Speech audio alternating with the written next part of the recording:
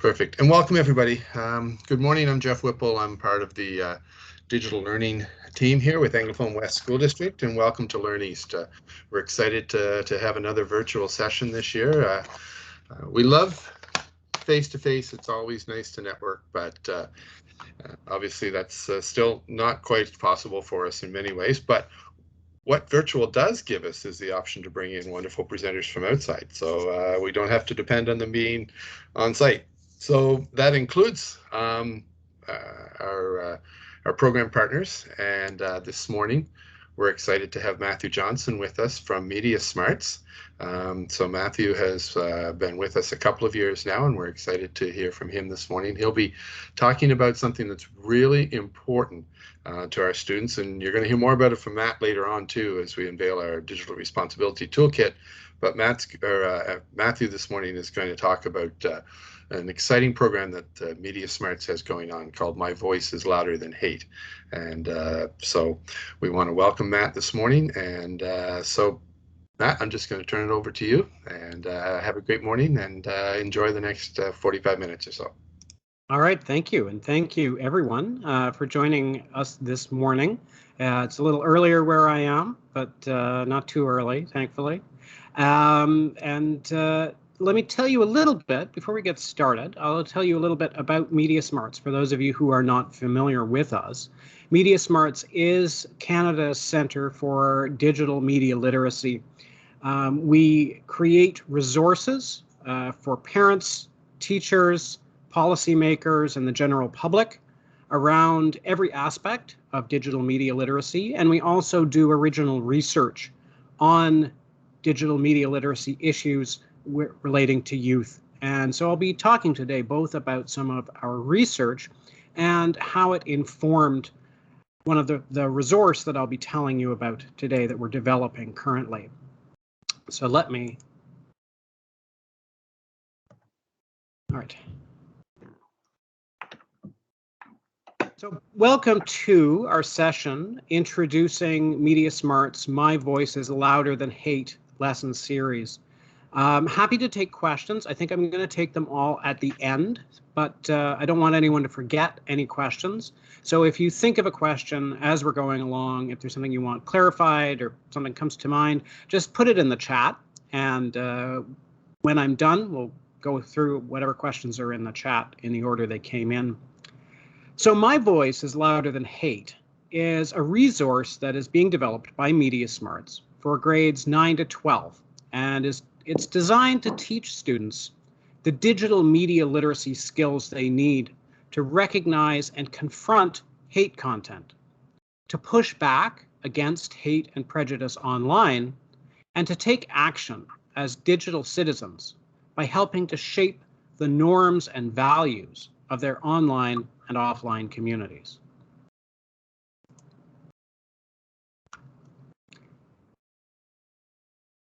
I'm going to check the chat to make sure no one's telling me frantically they can't see my slides, but it looks okay.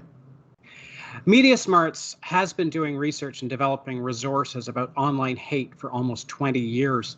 I've been with Media Smarts for 13 years. I'm the Director of Education, which means I'm responsible for the resource side of what we do. I write most of our lessons, parent tip sheets, guides, educational video games, and so on. I'm also involved in our research. And in fact, one of the very first things that I did when I started at Media Smarts was to update our online hate resources, which, and this is back in 2010 or so, which already at that time had been around for a few years. And another thing that we have been doing, in fact, for more than 20 years at this point, is our Young Canadians in a Wireless World research project. This has been going on since 1999.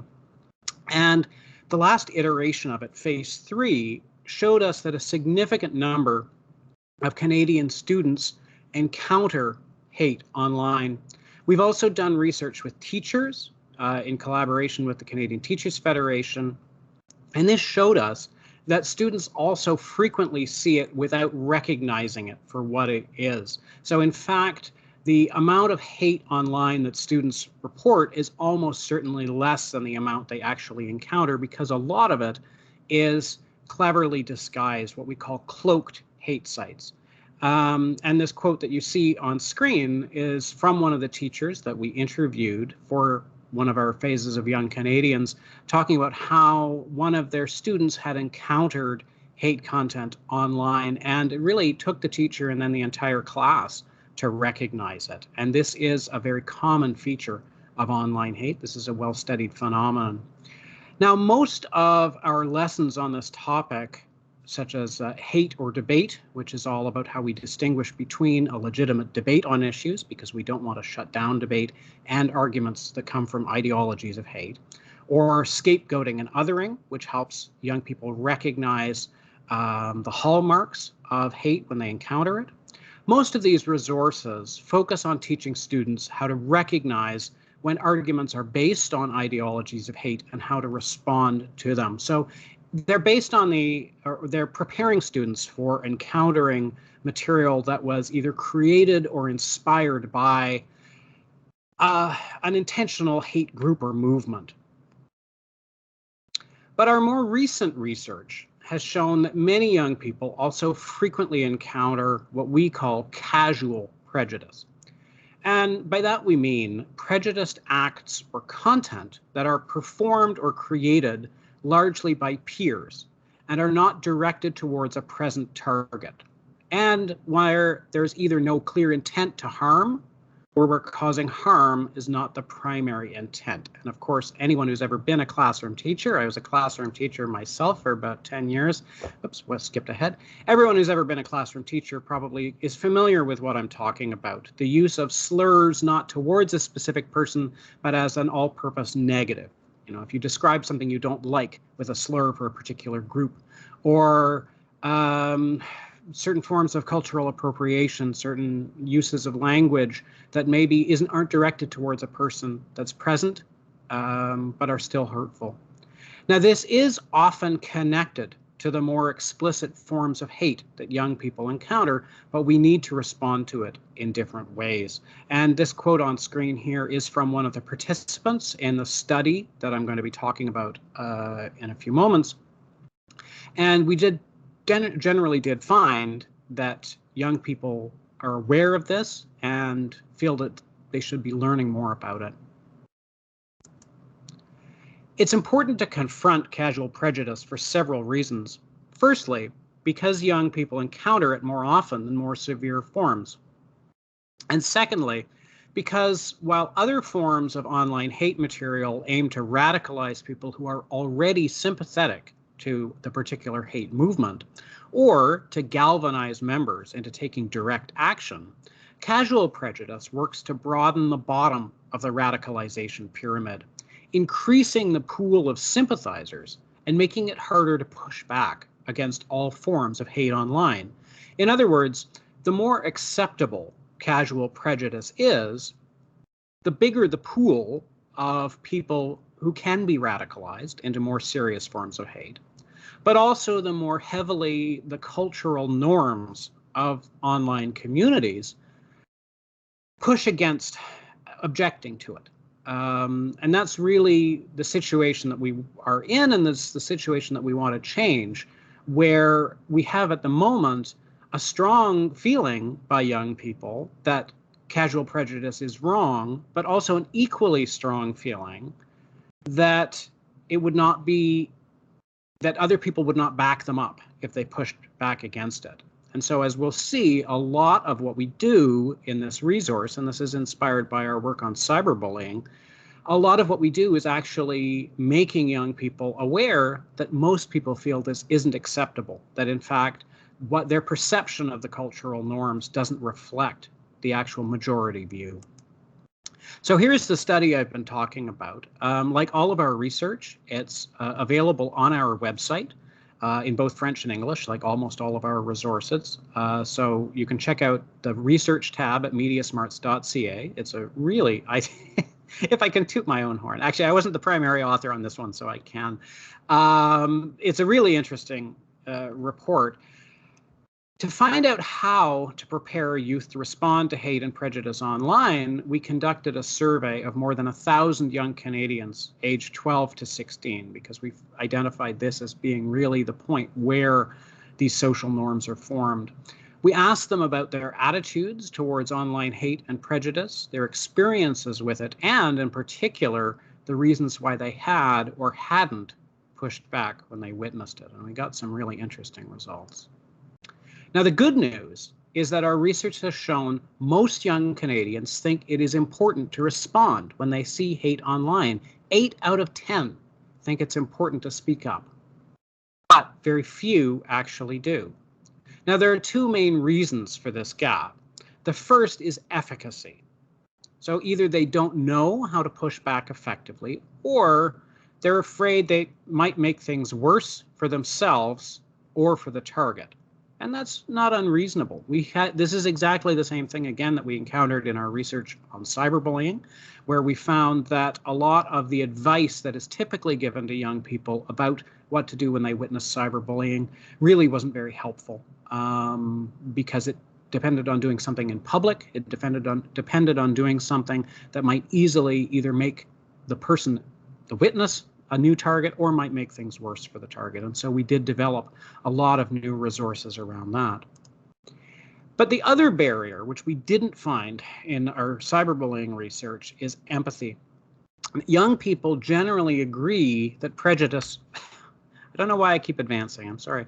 Young people generally agree that prejudice online against anyone, even people they don't know, hurts their feelings. And this is really interesting if you look at this graph, because in our research on cyberbullying and our research on sexting in particular, or sex sharing, we found a big empathy gap between people that they knew personally and people that they didn't know personally. So when it came, for instance, to sharing sex, there was a very different view depending on whether or not they knew the person who was in the photo. But here we find that it's a pretty small gap, that in fact almost 7 in 10 feel that casual prejudice against anybody, anyone, period, hurts their own feelings. So although they agree with that, although they do feel that online prejudice is wrong and hurtful, they often don't realize that a particular situation is hurtful, making them reluctant to intervene. So we saw almost half saying, first of all, they weren't sure if it was really prejudice. And of course, nobody wants to be the one to speak out against something and then, to be told that they overreacted. And similarly, they're not sure if the person really meant it. And so intent is a really big question here, because again, we're talking about interactions either with peers or in a few cases like multiplayer games or some affinity spaces online with people that you respect, people that you need to get along with. And so you don't want to overstep, understandably. Young people also may not always realize how hurtful something is because there is pressure not to show that you have been hurt. And this is, again, one of the quotes, because one of the great things in this study is we had one open field where they could just put in whatever they wanted to say. It was primarily a quantitative survey, but we did have one open question. And we got some great quotes here. And here is one of them, that if you're affected by it, people won't want to associate with you or be your friend.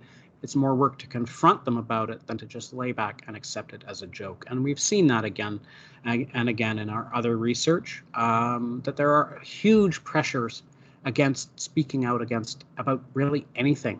And we see that, of course, in the classroom. Really, we know from our research that it is primarily young people primarily hang out online with people that they know offline. And so we see the same dynamics playing out online that we see in the classroom, but we get an even bigger impact of what's called the majority illusion. I'll come back to that, but there's an even bigger disconnect between the perceived norms of the space and the actual beliefs of the people in the space. So based on this research, we've been developing My Voice is Louder Than Hate. And this is a lesson series that's built around an online interactive tool. You're seeing here, we're seeing a screenshot of the tool. We're piloting this program in Canadian classrooms this fall. So we're just kind of putting the finishing touches on the multimedia aspects. So ready to pilot it, and we'll be launching it in the spring of next year. So this is a screenshot of what we call the hub of the online element. So there are two lesson plans. Essentially, it's made up of the online multimedia tool, which is an integral part of two lesson plans. These are for early high school level. And there are also, of course, a number of support materials. There are tip sheets, material to be sent home to parents. There's professional development material, and a variety of things like that to support it. But really the heart of it is the two lessons that make use of the online tool. These two lessons, the impact of hate and pushing back against hate, are designed to support and reinforce one another, but they can be delivered separately. Because both of them are built around the interactive tool, I'll use them to demonstrate it as well. So in the impact of hate, students explore how interacting through digital media can make it easier to hurt someone's feelings and can make hurtful or prejudiced behavior seem normal in online spaces. So you remember our two barriers were empathy and efficacy. So this is the one that focuses on empathy, on helping people understand that online prejudice, that casual prejudice online does hurt, even though people may conceal the hurt, and that it hurts everybody. It doesn't just hurt people who may be targeted by it. That, again, 7 out of 10 kids say it hurts them no matter what. So in this lesson, students learn how Canadian youth feel about and how they respond to casual prejudice online. And then they use the My Voice is Louder Than Hate tool to create a digital story that will help people understand that online hate hurts everyone who witnesses it. So over the course of the lesson, students explore the issues of online hate, understand how digital tools can influence how we communicate with others. That's one of the digital literacy aspects of it. They learn the elements of a digital story of that form and what constitutes a good example. That's one of the media literacy components. Although, of course, media and digital literacy really are not distinct, but we sort of sometimes distinguish between digital literacy and traditional media literacy. They learn how to organize images and narration into a coherent sequence, so definitely skills that are part of a broader media literacy education, and of course, they create a media product. So the lesson starts by asking students whether they can think of a time when someone misunderstood them online, think of a time when somebody overreacted to something they did online, and think of a time when they misunderstood how somebody else was feeling online. So getting here at the idea that it is often difficult to recognize and to predict how other people are going to react and how people are feeling when we're online. To highlight that it's easy to hurt someone's feelings online without meaning to, and sometimes even to hurt someone's feelings without realizing that you've done it, we then show this quote from writer Peggy Orenstein to illustrate that point. So talking about how she spoke with a 15-year-old who had been part of a group of boys suspended from school for posting racist and sexist groups about classmates on a group Finsta. That's an Instagram account that's separate from your main account. And this quote really sums up what can happen. And this is from one of the young people she spoke to, that the Finsta became very competitive. You wanted to make your friends laugh, but when you're not face to face, you can't tell whether you'll get a reaction. So you go one step beyond. It was that combination of competitiveness and that disconnect that triggered it to get worse and worse. And so this is one thing that is different when we look at online communication compared to face-to-face, for instance, in the classroom, is that you really can't gauge the reaction that you're getting from other people. So we now ask students what they think the term casual prejudice might mean, and we give some of the examples that were included in the survey questions to help those young people who participated in the survey understand what we were talking about. So for instance, someone who's not Black posting lyrics from a song that includes a slur towards Black people. Someone playing a computer game jokingly calls a teammate a rude word for gay people to make fun of him after a bad game. So it's important to point out to students that in each of these examples, either the prejudice wasn't aimed at a particular person who was there, or it was aimed at someone who was, or it was not aimed at someone who was actually in the group the prejudice was aimed at. So in that last example, using the slur for gay people, the player doesn't actually think their teammate is gay, but they're using the idea of being gay, and that word in particular, as an insult. So we're really getting away from the question of intent here, which is really important because, as we've seen, that was a big barrier. So we then ask if students feel this is different from more obvious examples of prejudice. And we can point out, after students have shared some of their opinions, that prejudice does harm even when it's not aimed at a specific person. That using words related to people's identities as insults makes it seem like there's something wrong with that identity. So if I use a slur for your group as an insult, even if I'm not insulting you, I'm saying there's something wrong with being in that group, in your group. So using gay as an insult, which, probably we've all heard, makes it seem like there's something wrong with being gay, and it also makes the space unwelcome to LGBTQ people. That's particularly true, of course, among youth, where a lot of times there will be, LGBTQ kids who are not yet out and are made to feel unwelcome without any intent from the person speaking. So now we have students write down privately, and this is something that they don't have to share. Have they witnessed anything like this online? How many people do they think have witnessed it? Do they think it hurts to experience it, and do they think it hurts to witness it? And that's one we'll come back to. And of course, do you think it's important to do something when you witness it? So again, they don't have to share these answers because what we're doing here is showing the difference between their perceptions and the actual numbers. So here is what young people in our research said on these questions. So 80% see casual prejudice at least sometimes, and a third, within that, a third witness it often or very often.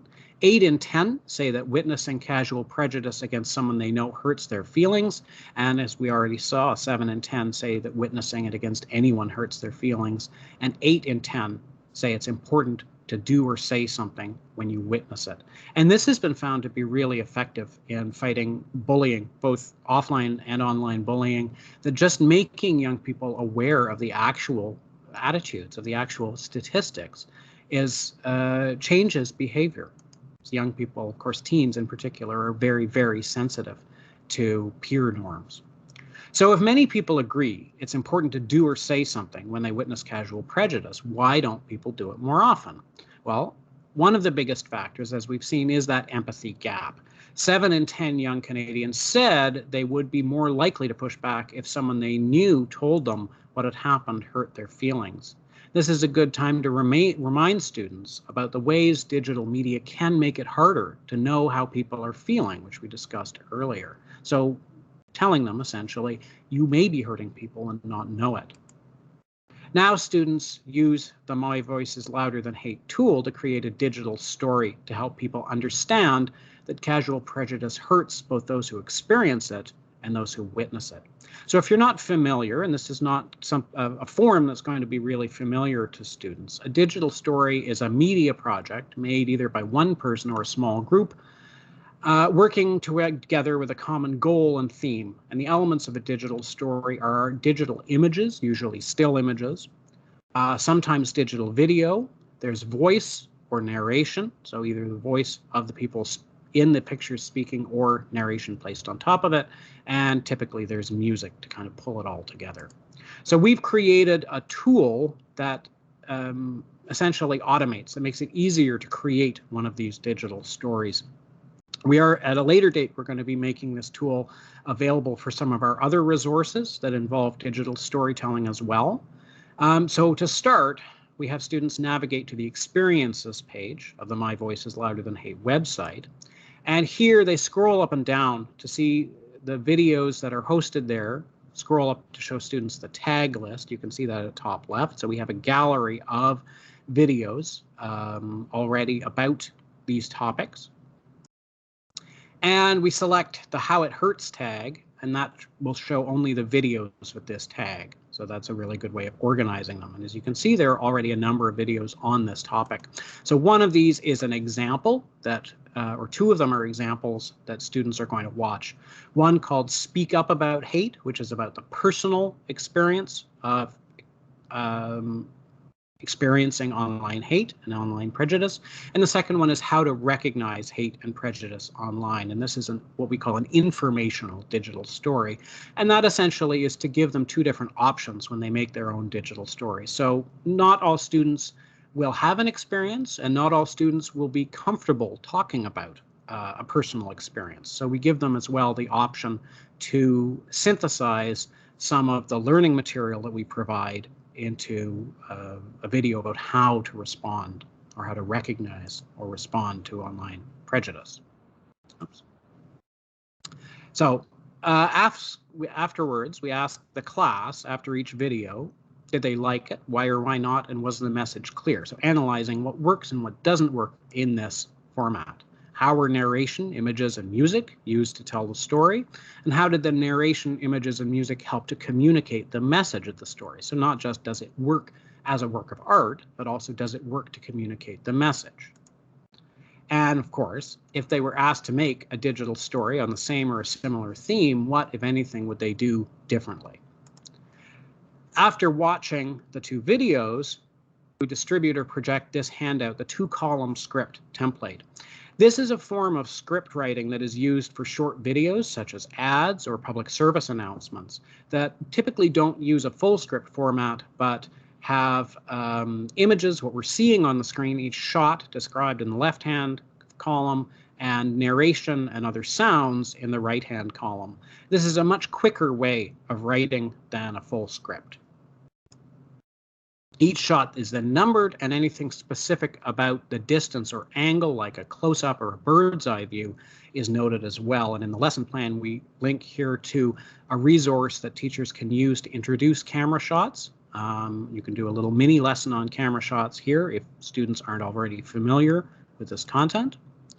And then we go through the first 4 shots of one of those two videos that they watched, discuss how images, narration, and music work together to communicate the meaning and tone of the video. So at this point, we distribute students logins. So this is the point where teachers need to have contacted us and set up logins for students. And the assignment sheet pushing back through digital stories. And as I say, they have 2 options, either one about a time when they experienced or witnessed prejudice online, to show that online prejudice hurts both targets and witnesses, and that it's possible to push back, or to make a digital story to communicate the key information in one of the tip sheets that are in the tool. We'll come back to those.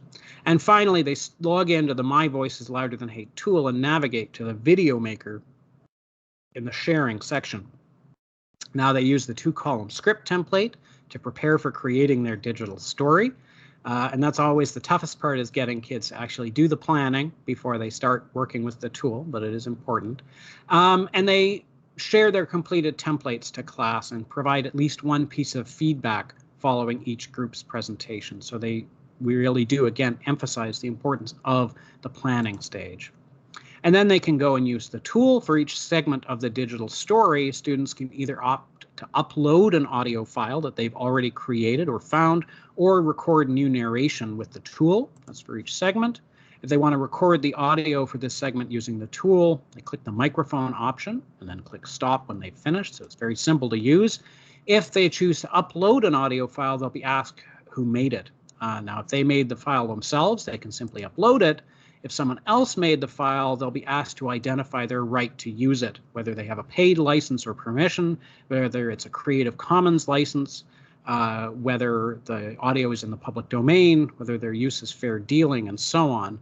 So as with camera shots, we include a link to a Media Smarts resource. In this case, it's called Fair Dealing in Media Education, and that prepares teachers to answer questions on this topic, because of course it is important that we are teaching kids how to responsibly use audio and video that they encounter online, but also teaching them what rights they do have, that in fact under fair dealing they do have pretty expansive rights, but they do need to think about it, and so this forces them to think about it. Similarly, for each segment they choose a single image. So again, they can choose to upload an image they find, and identify whether or not they made it themselves, under what right they're using it, if they didn't make it. But also we have a gallery of dozens of images provided by the tool that we do have rights for. So they make this choice for each segment. So a digital story could have a mix of images from the gallery and ones that they themselves found or created. After they've selected, recorded, or uploaded the image and audio for each segment, they go to the review page. Here they can see what they've done so far and then add another segment. They have to have at least 3 segments before they can render their final video, but you'll have obviously, because we put emphasis on the planning stage, you'll already have seen that they have enough segments to tell their story or get their message across. And at any point in the process, students can select a background music track. So in this case, we provided all of the music options. It was just a lot simpler, but they can change their selection anytime until they've rendered the video. So there are a lot of different options here that can suit lots of different moods for different videos. Once students have completed all the segments of the digital story, they click on Render Video, that nice big blue button there, and they're then asked how to tag their video when it's posted to the sharing section. They'll also be asked if they want to submit the video for the Experiences section. So the Experiences section is a part of the public website that's visible to anyone who visits the My Voices Louder Than Hate website. The sharing gallery is only visible to people who have logged in. So it's important to discuss with students the risks and benefits of doing this, and we have some guidelines in the lesson about how we can use this as an opportunity to talk about some principles of online privacy. You may be getting an idea of why we approach digital and media literacy in a holistic way, because it's very, very difficult to really tease these different issues apart. You're always dealing with ethical issues. You're always dealing with traditional media literacy issues like the form and elements of a genre, and you're always dealing with things like privacy and intellectual property. So that's the first lesson. In the second lesson, which is about efficacy, because the first one's primarily about empathy. In this lesson about efficacy, students explore the benefits and drawbacks of being full citizens online. They learn reasons why Canadian youth sometimes don't push back when they witness casual prejudice, and then they use the My Voices Louder Than Hate tool to practice different ways of responding. Finally, they analyze memes as a medium, of course, very popular medium with kids, especially a way that they interact. This is very much a way that they engage with political and social issues, and as a way of responding to hate or other hurtful behavior online. And finally, they use, again, the My Voices Louder Than Hate tool to create a meme they can use to push back against casual prejudice. So we start this lesson with this quote from a young person who participated in our study about prejudice online, who said, "My dad always told me that if you have an opportunity to help someone, you really should." And we ask, do they agree with this? What responsibility do we have to make things better if we can?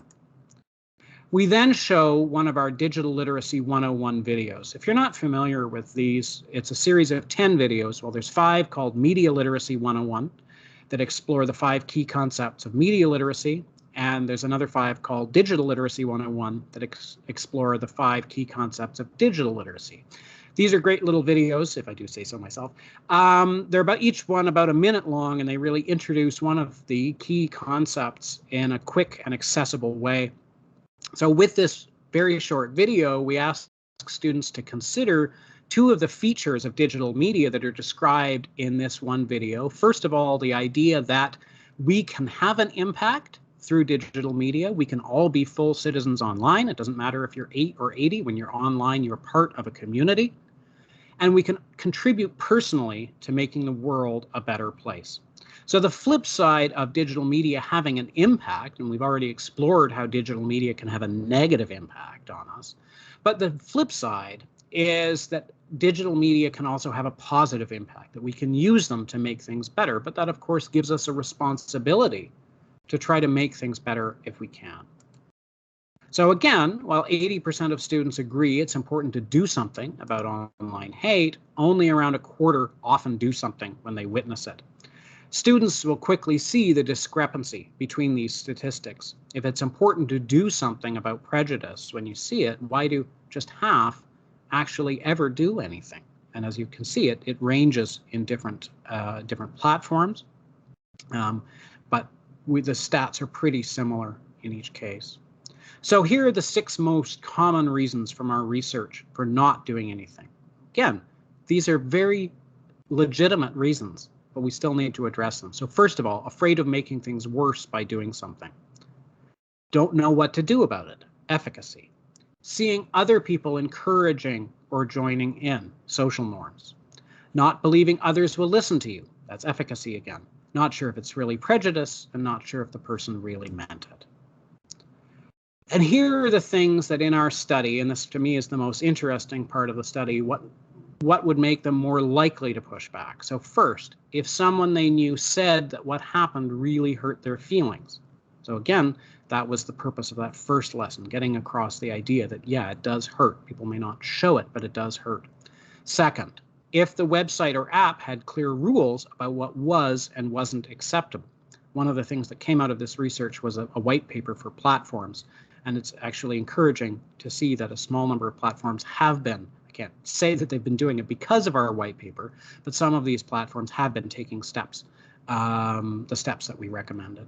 And finally, if they thought most of their friends agreed it was wrong. So again, teens especially are incredibly sensitive to social norms. If they think their friends agree with something, they will do it. So we have already seen most people do think casual prejudice online is wrong and that you should do something about it. The reason we don't realize that is because online platforms are very vulnerable to what's called the majority illusion, in which the loudest voices seem like the majority to us. And of course, that's something we've seen again and again in the last 18 months, where the loudest voices in the room online seem much more prominent than they really are. That when you look, for instance, at statistics about how many people support vaccination and masking and various public health measures, it's overwhelmingly in favor. And yet when you're online, it really does seem like a smaller number. Research has found a belief that's held by as few as 1 in 10 members of a group can have a huge impact on what's seen as normal in that group if it's not countered by other voices. But there's a positive side to that too, because it means that only a few voices in a group or community are needed to change people's ideas of what the majority believes. So here we're talking about efficacy. We're talking about how just a few voices can change people's perceptions of social norms, of the norms of their online communities, and that can have a huge impact. And of course, that is the title of the project, My Voice is Louder Than Hate. So to explore these challenges, again, we distribute logins to the website, and we also distribute a worksheet called Pushback Practice, and students go to what we call the story tool, where each student completes one scenario. So these are 5 different scenarios, again, based on the research, that look at encountering casual prejudice. So each story presents a scenario where the student encounters casual prejudice in different online settings. So here, in this example, in an online game where someone is using gay as a slur. And each story has a tab titled What's the Problem? That's available to help students understand why what's happening is hurtful. So here we're saying using words related to people's identities as insults makes it seem like there's something wrong with that identity, and it makes people who are in that group feel unwelcome in the spaces where it happens. So it explains really clearly why these things are an issue. And each one also has a help tab that gives them access to the tip sheets in the learning section. Each of these tip sheets is keyed to one of the barriers to pushing back we identified in our research. So essentially, we went through those barriers and we created a tip sheet aimed specifically at countering it, such as not feeling safe speaking out or not thinking that people will listen to you if you do. And that's really an example of how the research and the resources support one another so well, and that is our model. So these tip sheets include standard text, but they also have interactive and multimedia elements, such as downloadable graphics, videos, and polls. The heart of each tip sheet is the list of strategies for responding to prejudice online in different contexts. And these also include scripts that students can use in these situations. So really concrete, actual phrases they can use or adapt. They also include polls for students' own opinions, which again then show them how youth in our research responded on different issues, and a tool for annotating, saving, and printing tip sheets for later use. So when students have seen the whole scenario, whether or not they've used the tip sheets to get help, they're given 4 options to respond. So here we're being shown 4 options, and they choose which one they want. But because our focus is on empowerment, the odds here are actually weighted in the student's favor. 3 of the options are actually based on strategies that our research has identified as being successful, and 1 is based on common misunderstandings about prejudice or mistakes that people make when responding to it. So essentially, there are 3 right answers and only 1 wrong one, because we do want them to come away with the idea that you can successfully respond to casual prejudice. Each response receives either an affirmation of what the student did right or advice on how to do better. In either case, they're shown an embedded video that illustrates a key point relevant to the scenario. They can then try another response, which they're encouraged to do even if they were successful the first time, because again, we've got 3 right answers and only 1 wrong one, or leave and return to the story menu. After playing the scenarios and completing their worksheets, students separate into pairs and compare notes and decisions. They're then grouped by scenario, and they each prepare to lead a discussion of it. After all the scenarios have been discussed, the whole class discusses whether they agree with the explanation for why each scenario was a problem. They identify what the good strategies have in common and what the bad strategies have in common. So they're identifying, again here, the common misconceptions or mistakes about casual prejudice and how to respond to it. They talk about what the successful strategies do to avoid making things worse, and how they address the question of whether something was really prejudice or not. Because again, these are the 2 top issues that we've identified, the top barriers. And we also talk about how things would have been different if the people in the scenarios maybe hadn't known one another, or vice versa in the one case where they don't. Students then come away with these points about what works when pushing back against hate. So the idea to ask questions rather than making statements to avoid seeming overly antagonistic, appealing to shared values such as the person's presumed belief in equality, saying, I'm surprised to hear you say that, talking about how prejudiced comments makes you feel rather than how it might make a particular other person feel, and using humor to diffuse conflict. And that's something that has been identified again and again in research, not just ours, about responding to casual prejudice, both online and offline, that humor is one of the most vital tools to keep things from escalating, to make sure that you're moving things in the right direction. And that's how, of course, we get to memes, because one form of humor that's used in a couple of the scenarios is memes. So we discuss what is a meme. And in fact, you'll find in this, when you have this discussion, that students can be absolutely familiar with a medium, but not really necessarily able to talk about its characteristics. So we talk about how there are different kinds of memes. Some are just an image or include unchanged original text, but the kind you're talking about are what are called image macro memes, images with text superimposed on top. Usually that involves an image from some pre-existing source, such as a photo or a still from a TV show, a movie, or a video game, and then the text is changed. And while some people do make entirely new memes, it's much more common to take an image that has already been used as a meme and change the text, because then you're participating with an ongoing conversation in a way. It's the participatory element of memes. So here's an example, one of the most familiar memes, the frowning fry. This is from Futurama. And so we use this one as an example to analyze. We say, what is this meme generally used to say, and what's this specific version used to say?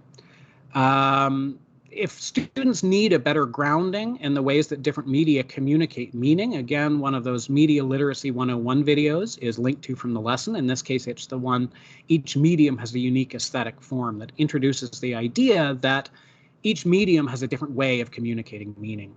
So we ask then, how familiar do you have to be with this meme or the original image for it to have an impact? In this case, the answer is not much. You know, if you've seen this meme before, you'll kind of maybe enjoy it a little more, but you don't ever have to have seen the cartoon that it came from to get it at all.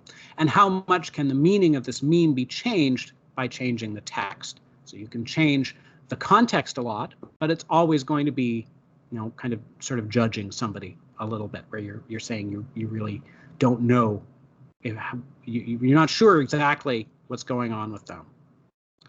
So we then discuss with the class, how do memes communicate meaning? Are some more fixed or flexible in their meanings than others? Of course they are. How can the same meme be used to send opposite messages? And anyone who studies, for instance, online hate will find that many memes can be used in completely opposite ways, but there are other ones where the meaning is fairly fixed, or even the political meaning is fixed. What kinds of messages are memes good at communicating, and what kinds are they bad at communicating? So obviously they're not going to be communicating anything really subtle or complex, but they can be really actually very effective to make a rhetorical point.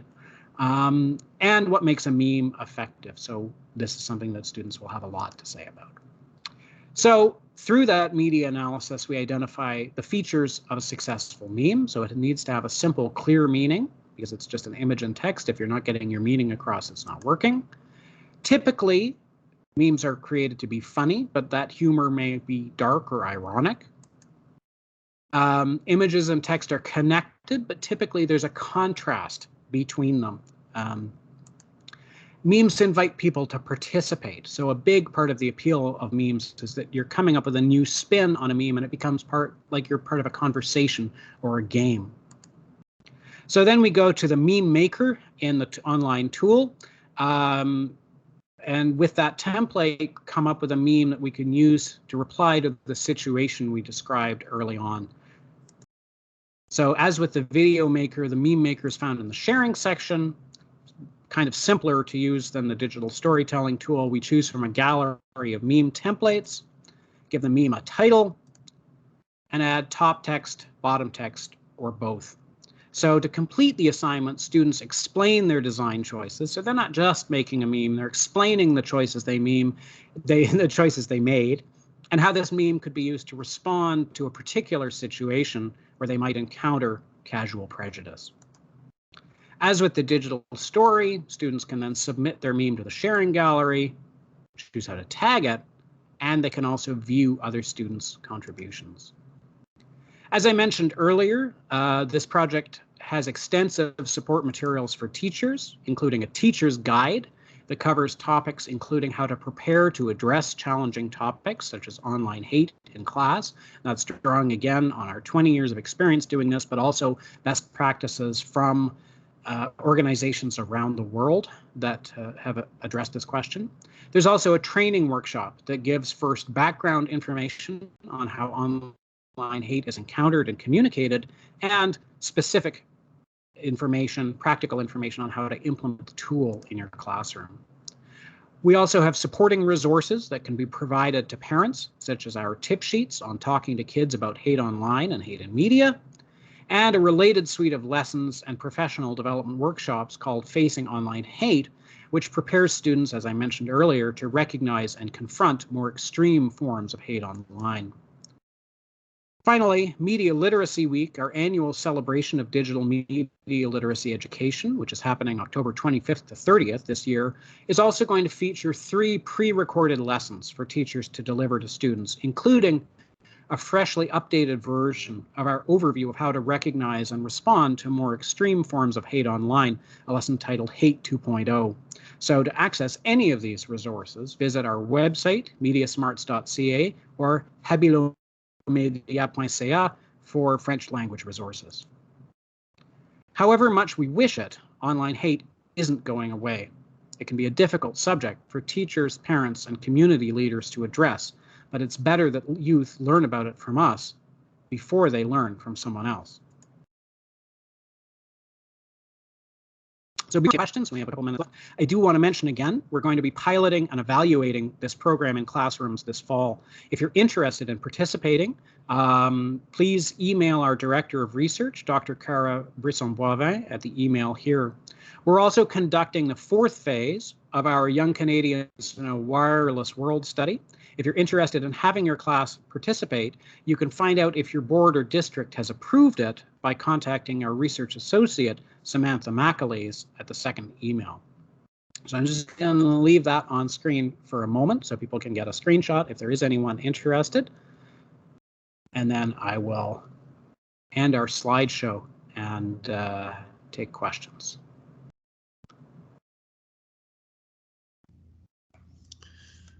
Well, thank you, Matthew. If anybody has any questions, I know there's a couple in the chat. So let me get to those. I'll send them on to you. The first question was from Cindy Farrell, and Cindy, I believe, is over at National Access Middle. She says, thank you for the presentation. I teach grade 6 and know this information, they need this information. Is there any plan coming forward from your team to make a program aimed at middle level students, or are there elements of the current program you would have that would work with that age group? Thanks. So first of all, obviously the levels, the grade levels that we give are always just a recommendation. So in many cases, we know, I'm going to stop sharing because I'm showing you just my desktop. Where's the button for that? There we go. So in many cases, so this, as I said, is something that is aimed, the sort of the core target is grades 9 to 10, but there's absolutely no reason why a teacher couldn't use it for grades 7 to 8 or 11 to 12 if they feel it's appropriate for their students. We do have resources for younger students that address online hate. So some of our other lessons, some of our existing lessons, which actually have also been updated, all of our online hate resources are freshly updated. Those updates are in the process of being published. So if you go to the website right now, you might still see some of the older ones, but by the fall, all of the updated ones should be up there. Some of them are for younger students. And also a lot of our resources that are aimed more generally at digital citizenship are relevant here as well. So we do have a number of late junior, so 5 and 6 or 7 intermediate 7 and 8 lessons that are aimed at empowering young people to positively shape the norms of their online communities. They don't necessarily deal specifically with online hate, but it's in some ways very much the same content, just in a more general form and in some ways with a more positive spin. Thank you, Matthew. One more question from Wendy Hart. Mm-hmm. Wendy says, you said this was being piloted to some specific schools. Is the website and source and some of what you've shared today available to be used with students this coming year? And I know you've shared a little bit about how to get involved. Yes. Yes, that's right. So if you're interested in being part of the pilot in this fall, then we would be delighted. So they will be available. The website is not publicly available right now, just because, again, we're doing the last stage of debugging right now. But it will be available by the fall, as will the lessons, to people who are piloting it. So if you want to be part of that pilot process, we would absolutely love to have you. And if not, that's absolutely fine too. And then it'll be launched probably we're looking at probably March of 2022. Perfect. Are there any other questions for Matthew? While he does that, I just want to remind everybody that in the chat, I have placed a link. So we've got some great prizes, as you know, for everybody who attends today. So you can click on that link and fill out the form and be eligible to win prizes. You don't have to be there at the end of the day, but if you enter that for every session you attend today, you might win some cool swag. Are there any other questions from Matthew? I think I'm just going to, you have to excuse me, I'm typing one-handed. Just putting the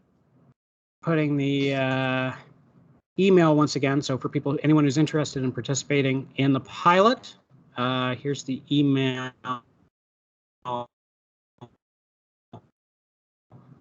To contact our director of research. Perfect.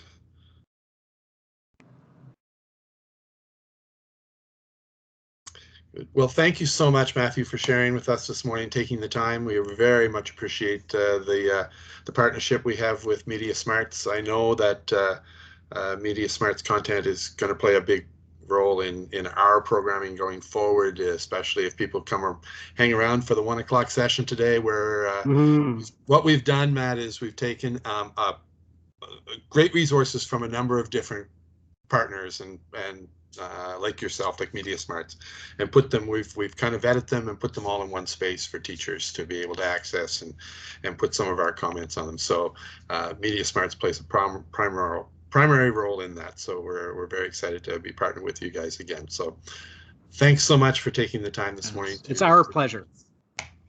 Well, thank you for having us. And thanks, Matthew.